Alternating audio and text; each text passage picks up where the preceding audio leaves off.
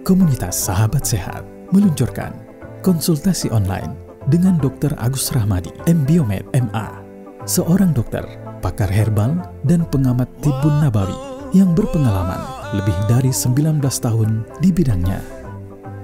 Dapatkan kemudahan konsultasi pribadi, solusi kesehatan Anda sesuai sunnah Nabi Muhammad SAW berdasarkan hadis dan medis, serta alternatif pengobatan herbal cukup dari rumah Anda. Segera gabung dengan komunitas Sahabat Sehat dan jadwalkan konsultasi online Anda dengan Dr. Agus Rahmadi.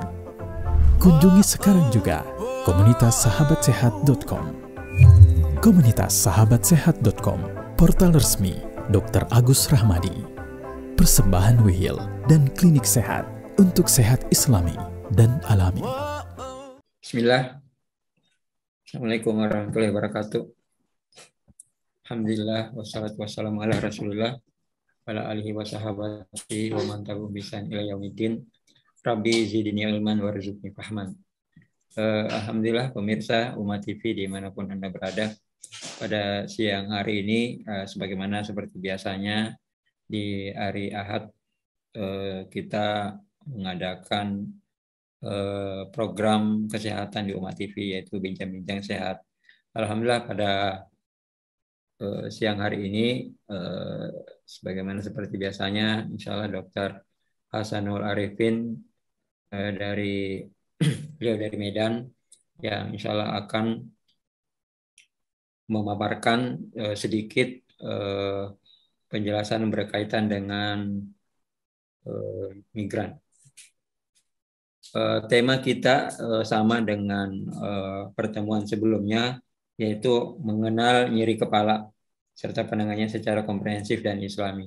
Dan subtema kita pada siang hari ini yaitu seputar penyakit migran. Dan kita tahu bahwa migran ini satu jenis penyakit yang terasa di satu sisi kepala kita. Dan baiklah, untuk tidak membawa waktu, kami persilakan Dr. Hasan Arifin, spesialis neurologi beliau adalah owner klinik sehat Wahidah di Medan dan juga sebagai dosen neurologi dan divisi kedokteran Islam Fakultas UMSU.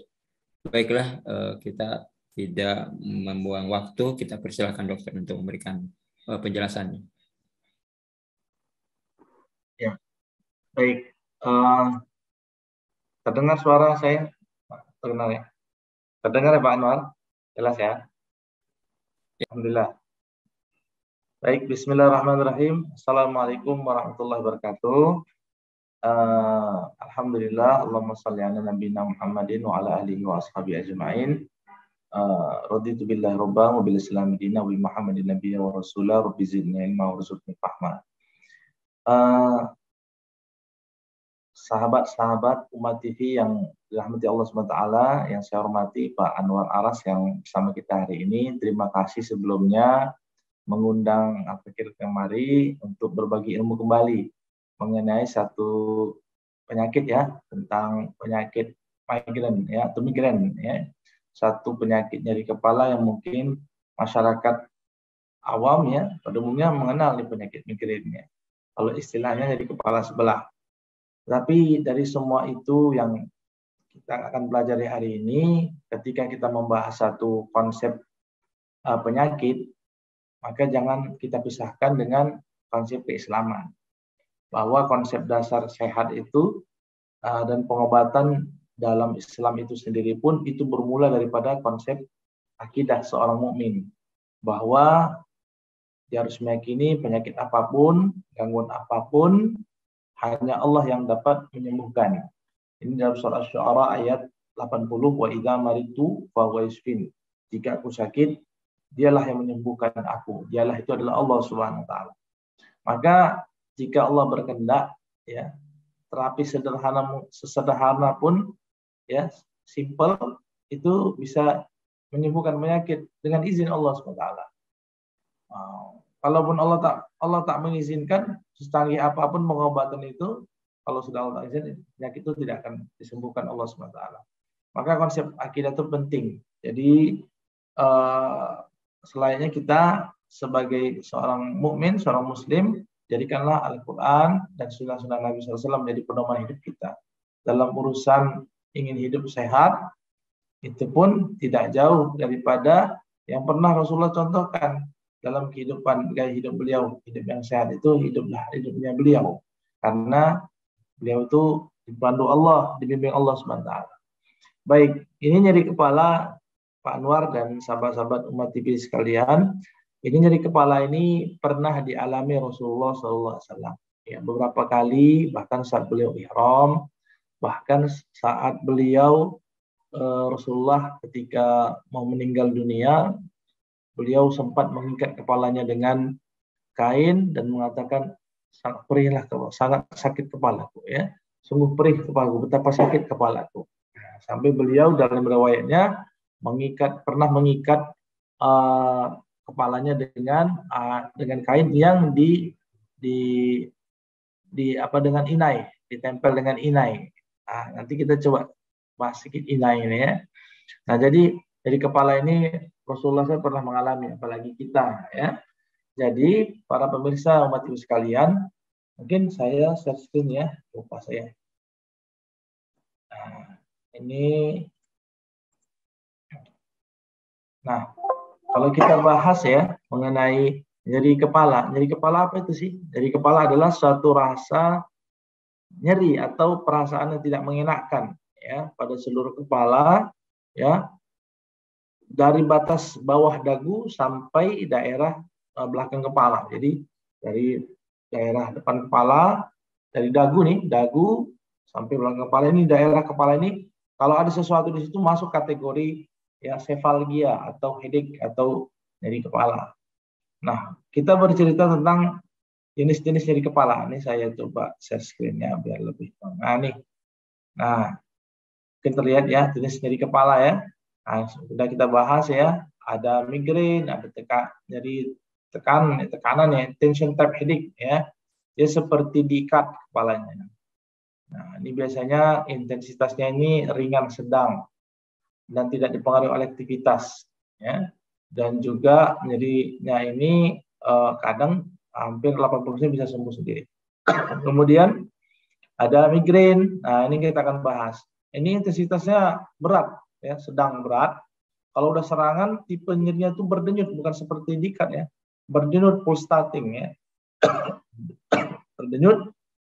Kemudian biasanya pasien itu sering bertambah nyeri kepalanya kalau dia beraktivitas, misalkan dia naik tangga atau berjalan, itu tambah nyeri kepalanya, tambah berdenyut nyeri kepala. Nah, sifatnya umumnya dia unilateral sebelah sesisi saja dan berlangsung kurang lebih 4 sampai 72 jam. Jadi ada kriteria-kriterianya yang kita bisa bedakan. Nah, jadi nyeri kepala migrain ini termasuk nyeri kepala primer. Primer ini tidak ada penyakit yang mendasarinya, maksudnya tidak jelas idiopatik penyebabnya. Nah, sama seperti tension type headache cluster ya. Nah, ada penyakit yang sifatnya nyeri kepala sekunder. Sekunder itu biasanya ada penyakit mendasari, misalkan ada tumor otak atau ada infeksi selaput otak atau ada perdarahan otak. Nah, itu ada penyebabnya, dia kenapa nyeri kepala. Tapi yang migrain ini idiopatik.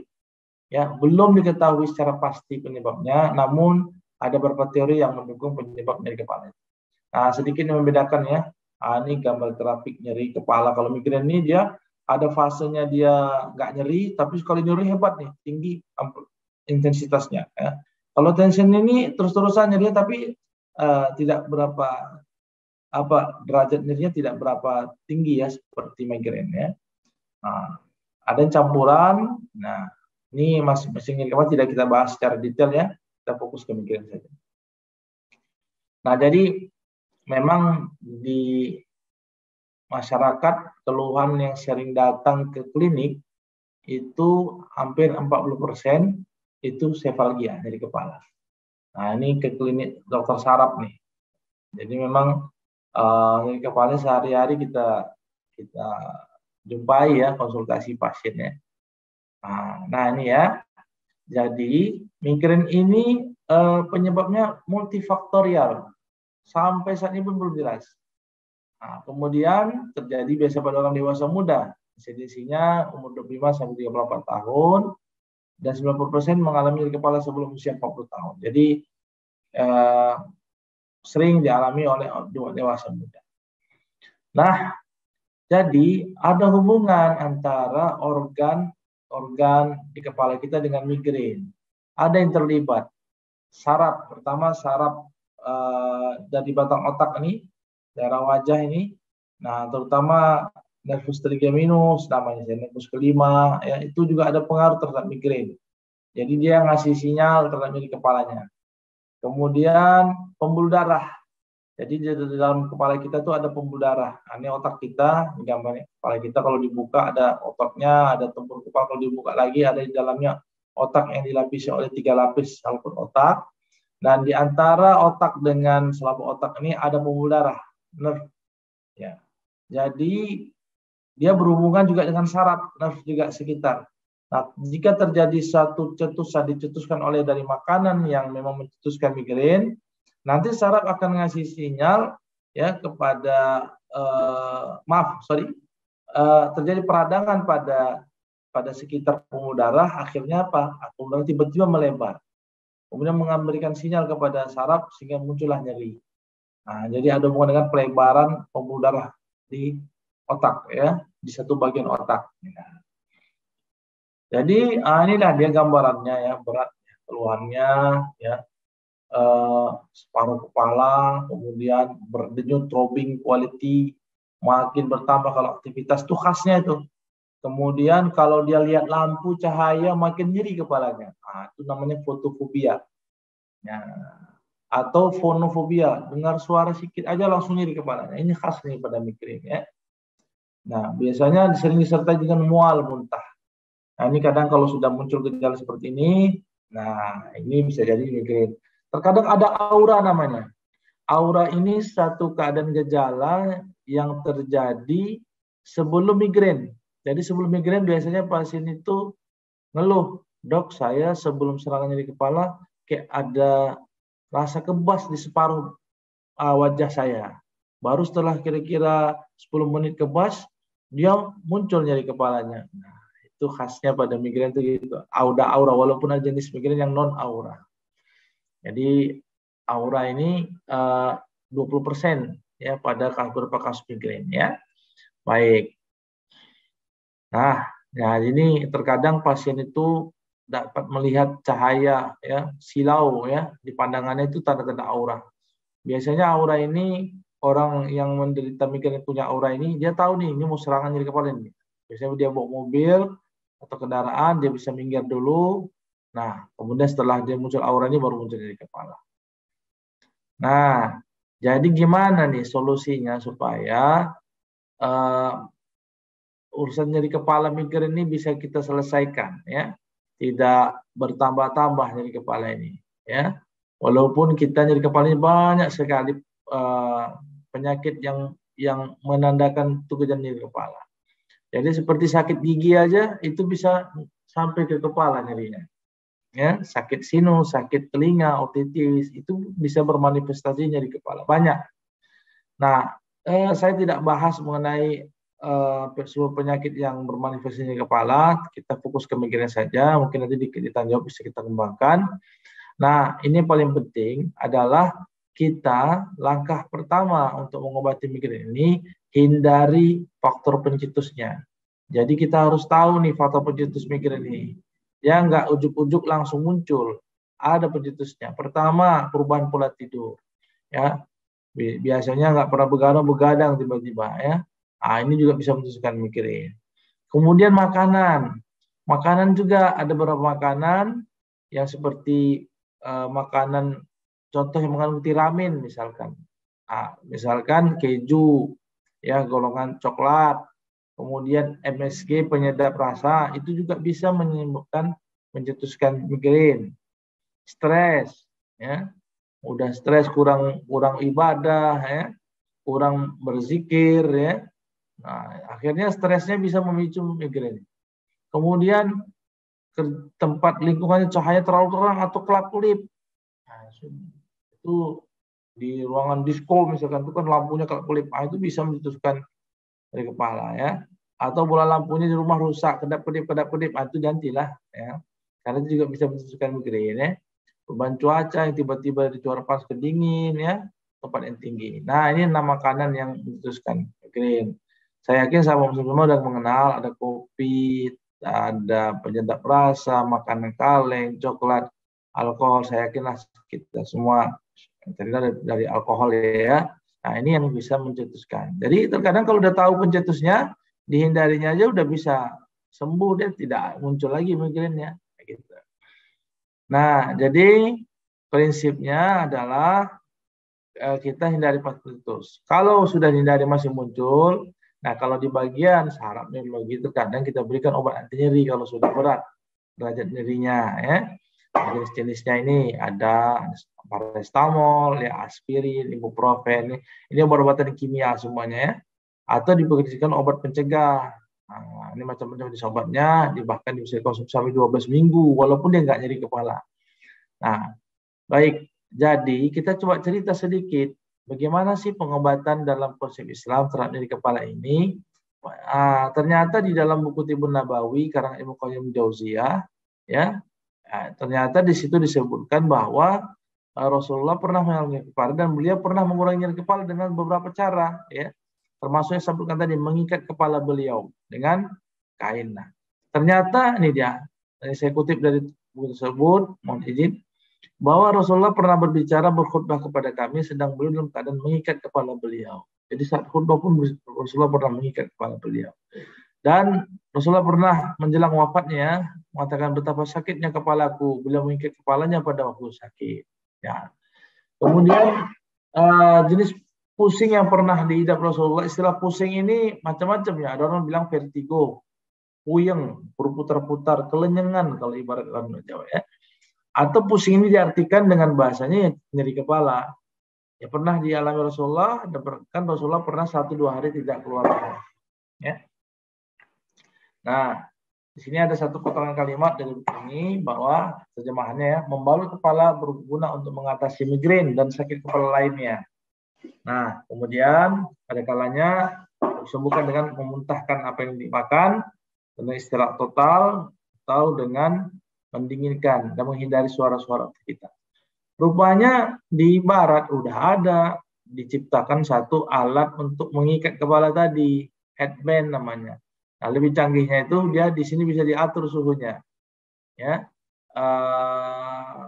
sehingga ternyata tekanan pada kepala dengan alat ini bisa memberikan satu efek nyaman, ya. Ditambah lagi magnet sih. Saya tak paham betul memang alat ini, teman saya searching ada rupanya ya. Allah Rasulullah pernah mengikat kepala beliau. Nah, bahkan adalah seperti ini, kalau mengikat kepala dikompres pakai es ya, juga seperti ini. Nah, itu ini biasanya untuk nyeri kepala yang sudah berat ya. Nah, baik. Jadi gimana sih untuk ininya? Nah, kita harus tahu di kepala itu ada trigger point. Trigger point itu daerah yang memang sensitif dengan nyeri, ya. Nah, ini daerah depan, ini kanan kiri. Maka kalau orang sakit kepala kan megang kepalanya seperti ini kan. Nah, terkadang memang penting juga tuh di satu proses masas ya. Masas sangat membantu sekali mengurangi kepala. Jadi nggak perlu kali obat ya. Nah, ini di daerah leher, daerah belakang kepala, daerah depan ya. Nah, ini ternyata dikorelasikan dengan titik-titik akupunktur, itu bagus. Nah, berbekam. Jadi Rasulullah pun ketika nyeri kepala minta dibekam, ya, bekam. Nah, ternyata bekam ini pun masya Allah, ya, dalam kajiannya pernah ya Rasulullah pernah berbekam di daerah kepalanya karena sakit ditanya ketika sedang berihram lagi Rasulullah, sedang berihram dibekam. Nah, ternyata mekanisme bekam terhadap migrain ini ada 3 jalur. Nah, ini dari buku Dr. Agus Rahmadi, ya, buku Integrasi Kedokteran Islam dan Kedokteran Modern, belum mengatakan dari sistem saraf. Jadi ternyata ketika dibekam, beberapa hormon serotonin, dopamin, endorfin itu, acetylcholine itu lebih seimbang. Jadi ketidakseimbangan hormonnya juga, zat neurotransmitter juga bisa mencetuskan nyeri kepala. Makanya terkadang nyeri kepala migrain dialami oleh ibu-ibu yang gunakan KB, ya. Obat KB itu juga bisa buat nyeri kepala. Nggak seimbang lagi hormonnya. Nah, jadi diseimbangkan dengan bekam. Kemudian jarur darah, hematologi.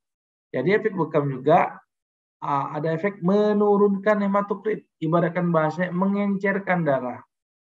Sehingga kalau darahnya hematokrit turun, maka walaupun dalam batas normal, tidak berlebihan, maka aliran darah ke jaringan sistem kita akan meningkat. Ke otak meningkat, ke kulit meningkat. Dia akan membawa nutrisi ya berupa oksigen juga dengan glukosa gula. Jalur yang ketiga, bekam migrain adalah sistem kekebalan tubuh. Jadi ketika kan dibekam tuh, dibekam, dibuat tusukan, ditarik dengan bekam angin, kemudian berapa menit kemudian ditusuk-tusuk atau disayat di satroh, kemudian terjadilah peradangan lokal di daerah bekam tersebut. Kemudian karena peradangan lokal, Masya Allah, Allah ciptakan tubuh kita ini bukan main-main ya, adalah apa hasibtu annama khalaqnakum abatha wa annakum ilaihi la turja'un. Jangan kamu kira kami menjadikan kamu tuh main-main. Memang didesain Allah tubuh kita ini. Ketika ada peradangan lokal, bergerak sistem kekebalan tubuh dengan sendirinya tanpa kita yang mengatur, ya.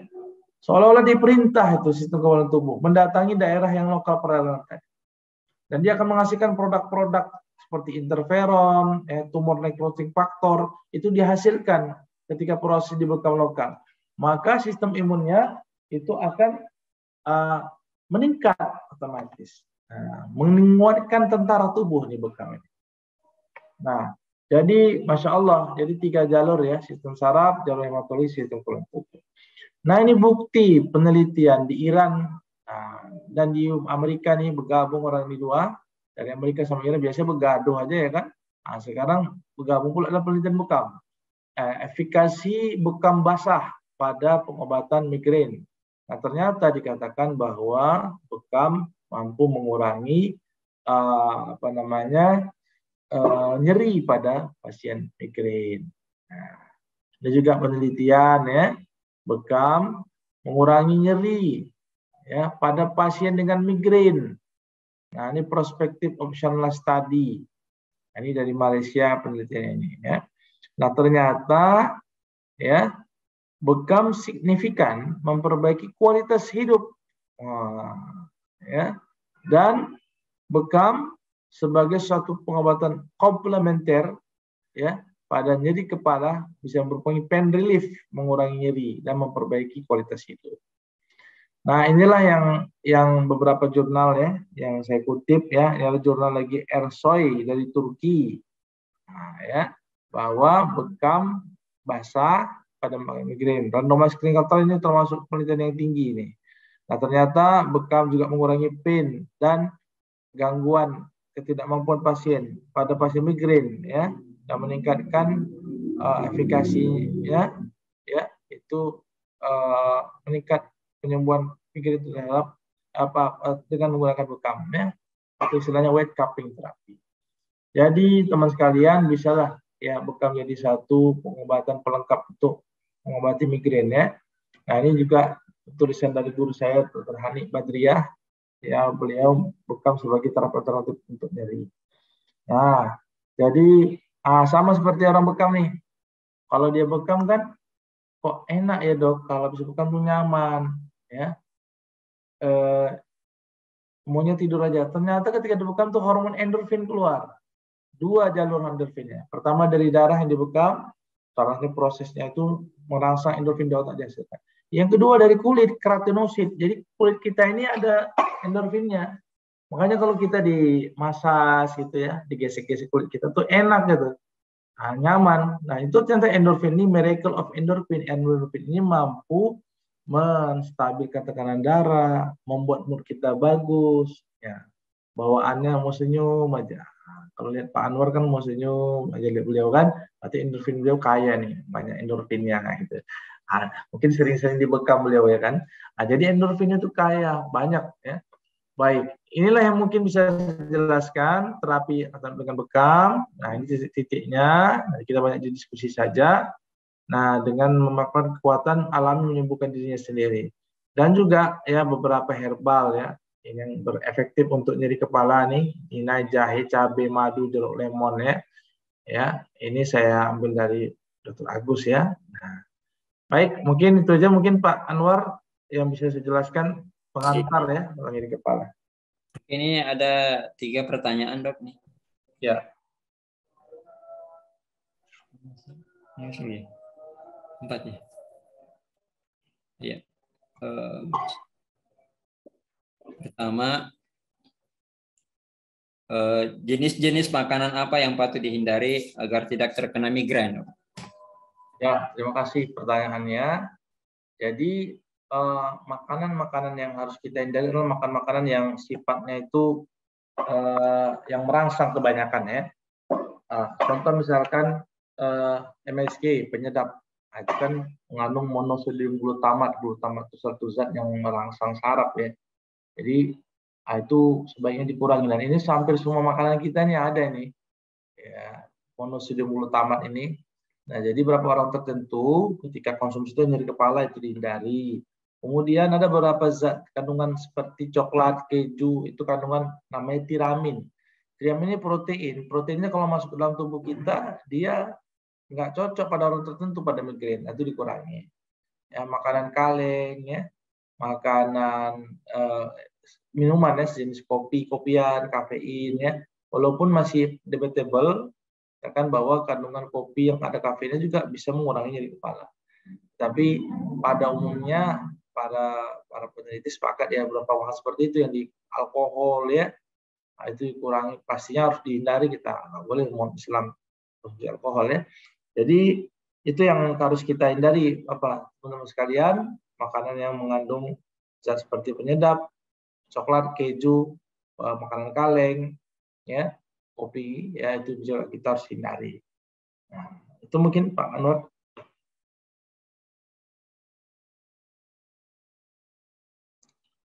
Suaranya masih mute nih Pak Anwar. Ya, baik dok, ini pertanyaan kedua dari penanya melalui WA. Apakah pola tidur yang buruk mempengaruhi timbulnya migran?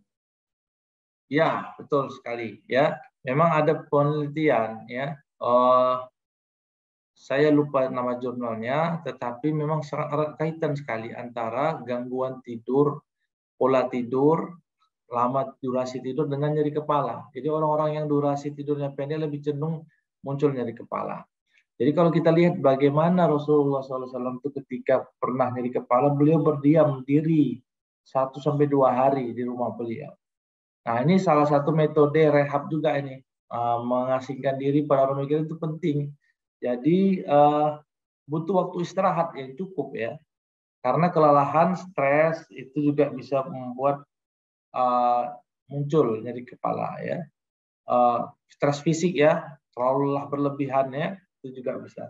Nah, bahkan terkadang sangat dianjurkan ketika kita berbaring di rumah kita, kamar kita ya, itu lampu itu diremangkan itu, digelapkan itu, sehingga ini menjadi solusi yang mudah sebenarnya untuk mengurangi nyeri kepala. Jadi ketika kita mengurangi lampu cahaya ketika kita istirahat, ternyata terutama di malam hari ini ya, ternyata satu hormon melatonin namanya, satu hormon di dalam tubuh kita itu meningkat kadarnya.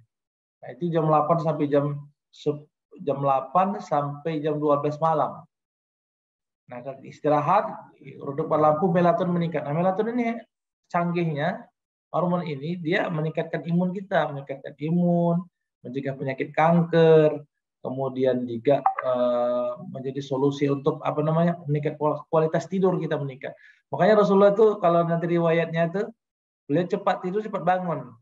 Cepat tidurnya, hikmahnya dengan cepat tidur, melatoninnya meningkat. Cepat bangun, kortisol kita pernah bahas, kortisol itu hormon stres yang dia bisa dikurangi dengan aktivitas sholat malam tahajud. Jadi teman-teman sekalian, kalau mau sehat jangan berpikir obat saja ya. Berpikir juga tentang amal-amal ibadah itu, ternyata di sebalik itu banyak hikmahnya itu. Termasuk tahajud, ini penelitian Prof. Soleh dari Jogja itu. Yang mengurangi kortisol, hormon stres, otomatis nyeri kepala pun juga akan bisa berkurang. Nah, jadi perbaiki pola tidur kita dengan tidur cepat, bangun cepat. Jangan tidur cepat, bangun lama, ya. Cepat, bangun cepat itu ya. Seperti yang Rasulullah amalkan, insyaallah. Insyaallah. Ini atas jawabannya. Ini pertanyaan terakhir, Dok, di pertemuan kita pada saya. Baik. Apakah migran yang berkepanjangan berbahaya bagi tubuh, Dok? Ya, yang bahayanya itu jadi pertama jadi migrain kronis dia. Kronis ini pakai obat apapun tak mempan lagi.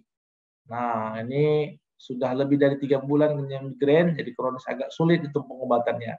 Butuh pengobatan profilaksis namanya. Dan ini terkadang harus dibantu obat kimia juga ya, udah berat sekali ya. Kemudian kedua mengganggu aktivitas fisik yang tadinya kualitas etos kerjanya bagus meningkat gara-gara salah migrain dia tidak bisa bekerja dengan maksimal ya. Nah, disabilitas kerja sehingga nanti ujung-ujungnya stres mental, stres fisik, akhirnya apa? Putus asa, akhirnya apa? Penyakit yang lain datang. Jadi migrain ini kalau ketika akut masih baru muncul, jangan ragu ke dokter, konsultasi, dicari tahu, belajar ilmu tentang migrain ini, cari tahu bagaimana pencegahannya. Saya yakin insya Allah bisa, tapi caranya adalah secara holistik. Jangan buru-buru dengan obat, Bahkan ada migrain bisa diteruskan dari penggunaan obat yang berlebihan. Namanya medical overuse headache. Jadi nyeri kepala gara-gara makan obat nyerinya berlebihan, overuse gitu. Nah, jadi harus pada takaran yang sesuai gitu. Jadi berpikirnya harus holistik. Jadi jangan berikan obat, ternyata aktivitas kita menghindari makanan terus tadi, ya pola pikir, tambah lagi ibadah kita kuatkan, ya pola tidur kita perbaiki, insya Allah serangan migrain pun akan bisa kita cegah, ya seperti itu.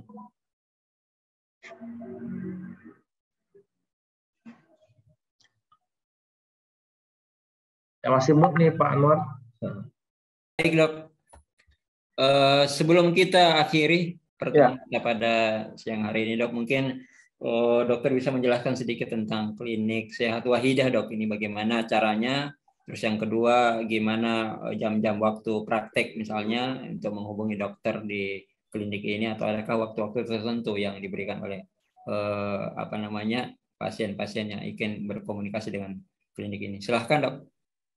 Ya, alhamdulillah. Terima kasih Pak Anwar, Umat TV, sahabat-sahabat sekalian. Kita diberikan kesempatan memperkenalkan satu klinik Sehat Wahidah yang ada di Medan. Ini sudah berusia 10 tahun nih, klinik 10 tahun lebih.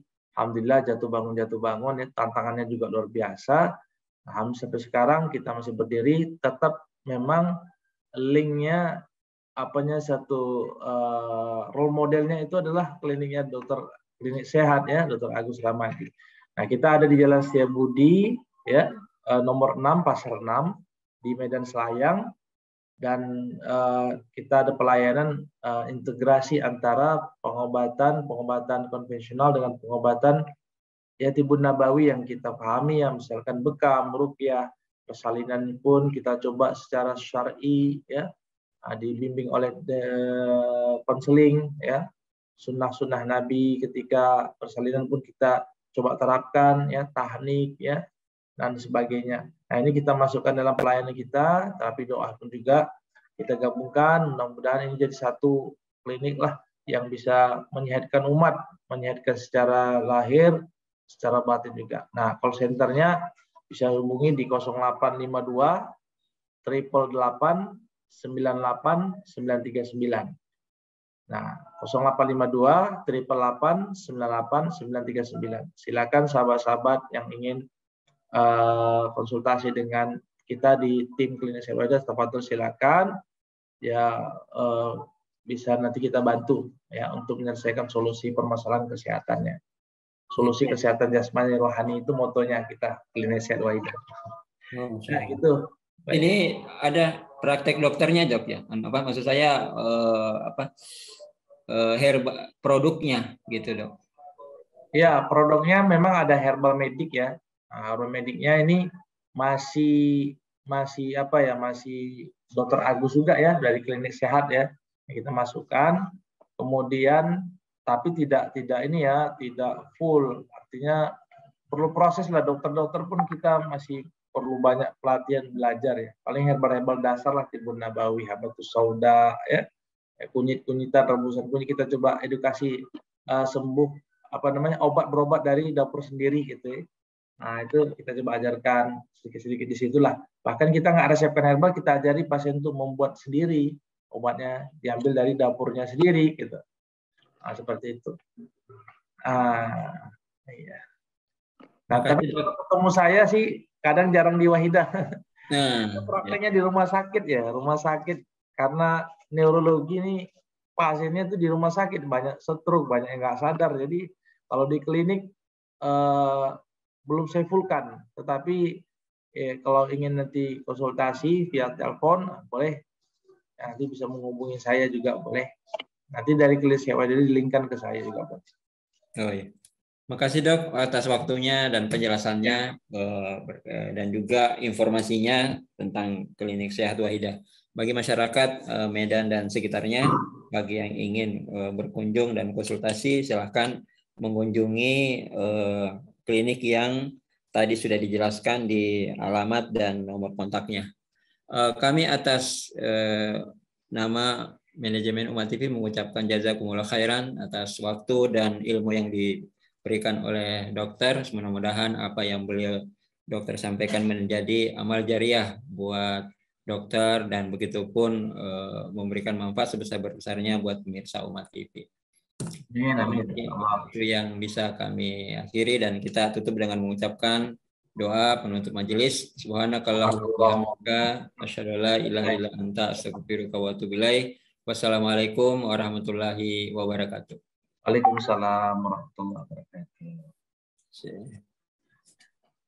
Alhamdulillah. Selesai ya? Ya Dok. Ya. Di sana udah azan Pak ya, di sana ya. Terima kasih banyak. Kita belum. Alhamdulillah pas.